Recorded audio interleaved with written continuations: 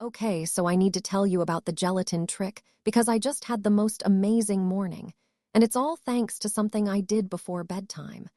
I was chatting with a friend the other day, and she mentioned how she'd started using the gelatin trick to help her wake up feeling refreshed and rejuvenated.